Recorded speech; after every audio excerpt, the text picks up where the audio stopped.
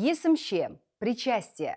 Особая форма глагола, которая обладает свойствами как глагола, так и имени прилагательного и обозначает признак предмета по действию. Есымше, причастие, образуется путем присоединения к корню глагола следующих суффиксов. Первый способ образования – прошедшее результативное время. Ецтек и суффиксы ган, ген, қан, кен. Мысалы, ол кеше жұмысқа барған. Он вчера ходил на работу. Анам бауырсақ пісірген. Анам жарила бауырсаки. Ол сенімен бірге мектепте оқыған ба?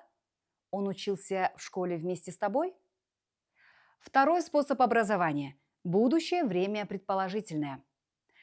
Ецтек и суффиксы ар, ер, р. Мысалы, ертең ауылдан атам мен әжем келер. Возможно, завтра с аула приедут бабушка с дедушкой. Бүгін сабақ ерте аяқталар. Возможно, уроки сегодня закончатся раньше. Третий способ образования – прошедшее время, обычное.